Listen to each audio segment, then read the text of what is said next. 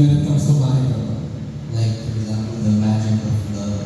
No, madami. Yes. May mic ka po, sir. Sir, gamitin mo po ang mic. Sabi ko, pahay-bahay ka sa Gemini 7 mo. Ba't ang laki ng improvement nyo?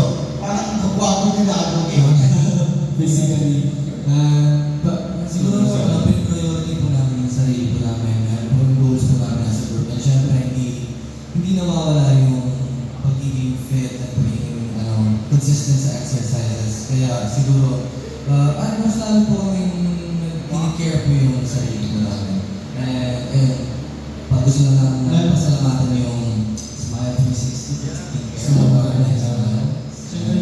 game na po, despite po na sobrang busy po talaga ng schedules po namin. Wala po talaga kaming pahinga. So, yun po yung mga pina-priority po namin yung gym po, yung mga pag-gym po, Nag-isip ko pa din na rin yan.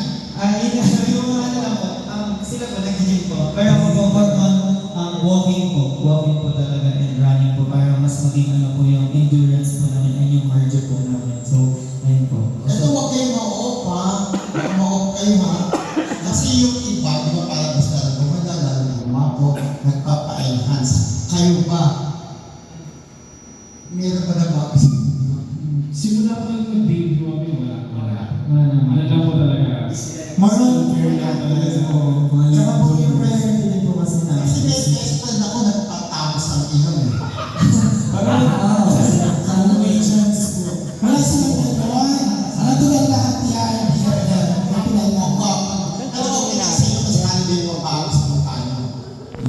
Bibigyan naman po ng opportunity, yung pag-enhance naman po is wala naman po problema. As long as wala naman po may tinatapakang tao and hindi na po kayo nagiging mayaman po. Kasi it gives you confidence. Yes po, nabubus din po kasi ng confidence. So kung yung pinaka-confidence na confidence po namin, why not? And by being confident, mas mapakita po namin yung artistry namin. Mas maging confident po kami sa stage to mag-perform. So, ayun po.